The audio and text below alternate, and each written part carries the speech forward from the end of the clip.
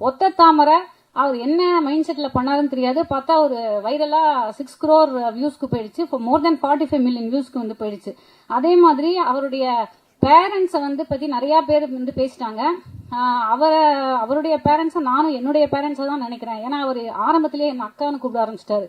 So நானுமே வந்து வேந்தன் அப்பா அண்ட் வந்து ராஜேஸ்வரி அம்மா அப்படின்னு தான் அவங்கள வந்து அழைச்சேன்.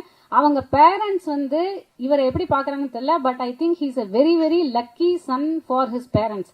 ஏன்னா அவர் மூலமா அவங்க இன்னைக்கு நான் ஒவ்வொருத்தர் பேசும்போதும் அவரை வந்து பத்தி பேசும்போதும் எனக்கு என்ன புரியுதுன்னா அவங்களுடைய பேரண்ட்ஸுக்கு அவர் எந்த அளவுக்கு ஒரு பெருமை சேர்த்திருக்காரு அப்படிங்கறத நல்லா புரிஞ்சுக்க முடியுது.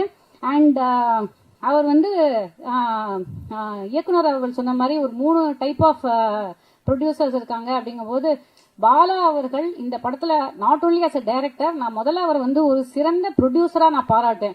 ஏன்னா ஒரு பேமெண்ட் பாக்கி கூட இல்லாம படம் ஆரம்பிக்கிறதுக்கு முன்னாடி எல்லா ஆர்டிஸ்டுக்கும் கரெக்டான டைம்ல அட்வான்ஸ் போட்டு லாஸ்ட் டப்பிங் முடிய அன்னைக்கு எக்ஸாக்டா பேமெண்ட்டை வந்து எல்லாருக்கும் வந்து கிளியர் பண்ணி கொடுத்துட்டாரு. அண்ட் இன்னைக்கு சொன்ன மாதிரி அவர் வந்து அந்த பிசினஸ்லயும் அவ்வளோ தெளிவா அதை எப்படி அந்த படத்தை ப்ரொமோட் பண்ணி இவ்வளவு பேரை திரட்டி இன்னைக்கு வந்து கொண்டு வந்து சேர்த்திருக்கணும் அப்படிங்கறதுல மிகப்பெரிய ஒரு நல்ல ஒரு சிறந்த ப்ரொடியூசராகவும் தமிழ் சினிமாக்கு அவர் கிடைச்சிருக்காரு அப்படிங்கறதான் இந்த இடத்துல நான் சொல்லிக்கொள்ள விரும்புறேன்.